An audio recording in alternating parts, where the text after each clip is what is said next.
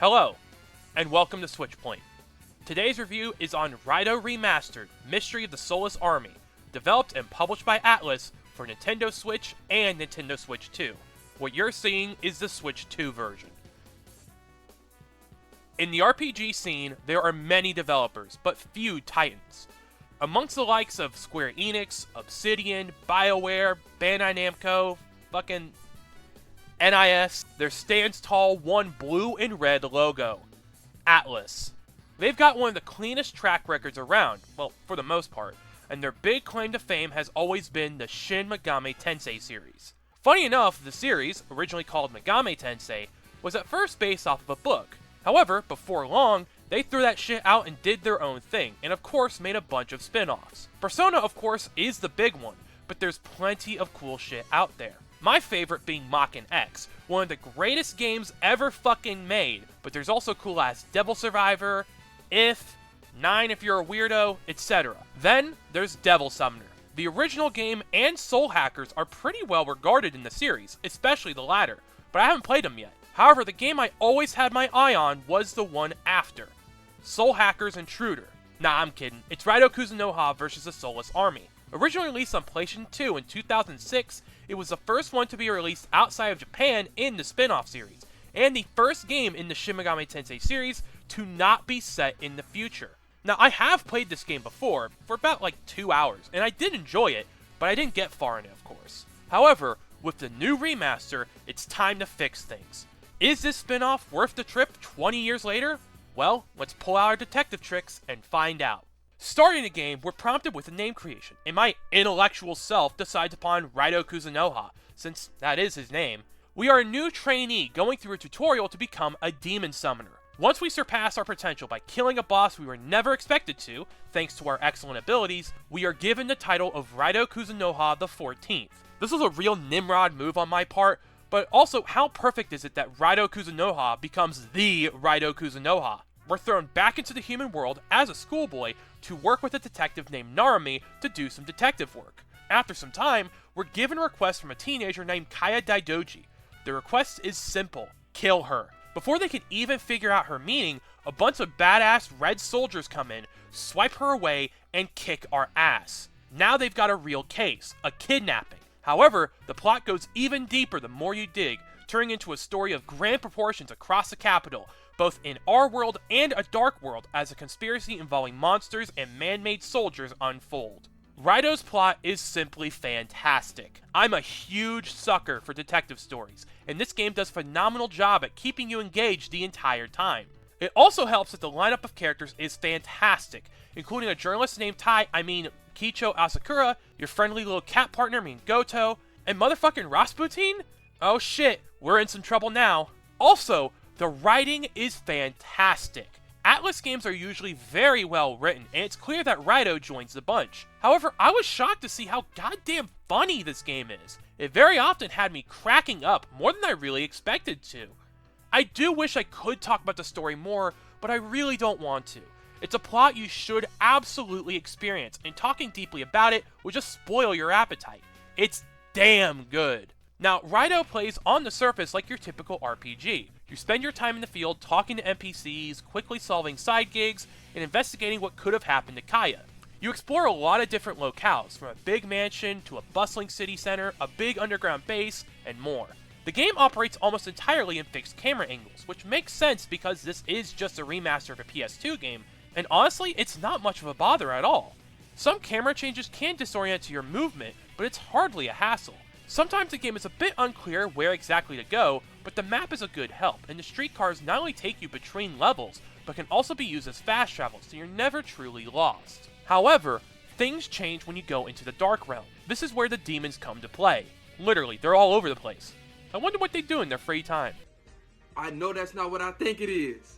A water balloon? Yes! Some demons just want to chat. However, many are unfriendly and ready to fight. This is where the combat comes in.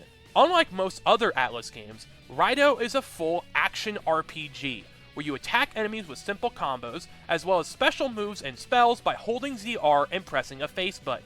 You also have demons working alongside you, up to 2 at the same time, both of which use their moves by using your mag meter. This sounds like a hassle, as in a lot of other games, your magic operates like your health and needs to be refilled with items. While that is the case for Raidou, the game pulls a genius move and refills your meter by attacking. However, only if you use light attacks. So the game encourages and essentially requires you to use both your light and heavy attacks, since one gives you more magic while the other hits harder.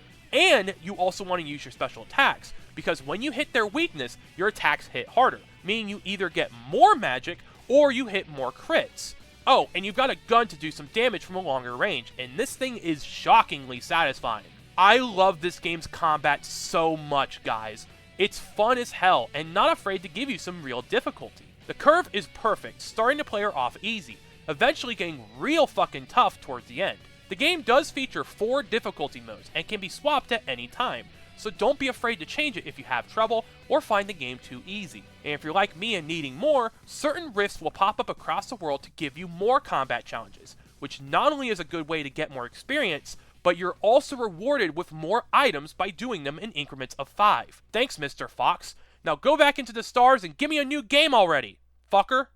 While the demons are a great help in combat, they're also very important in the open world, as since other people can't see them, you can use them to change people's mood or read their mind to find clues. And in some cases, you can even send them off on their own to do things you can't, like pass certain walls or get to areas you can't access.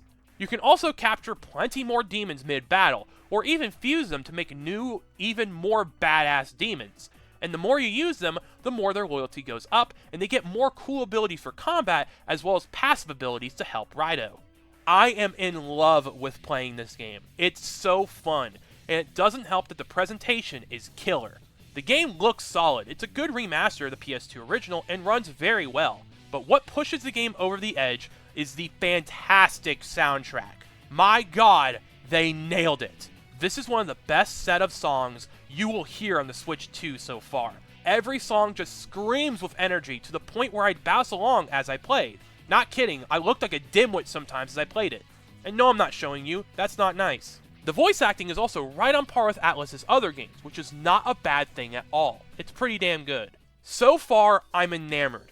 It's a fantastic game for sure, though I was worried at first that the game would be too long. Thankfully, my playthrough wrapped up at about 18 hours, so it's on the shorter side for a role-playing game.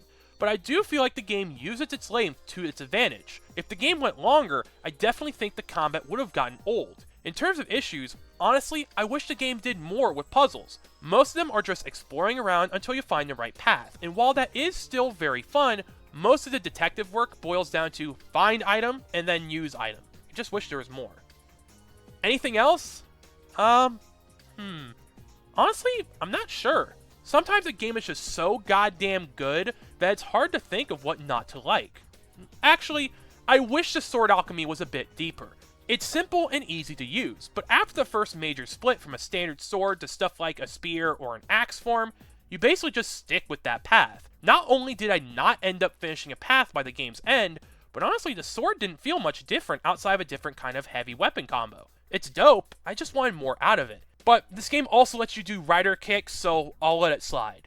Either way, I absolutely loved my time with Raidou Kuzunoha.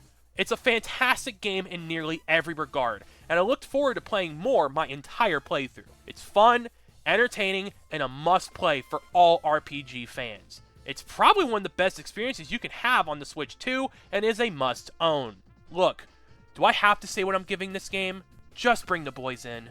Raidou Remastered, Mystery of the Soulless Army gets a big-time thumbs up.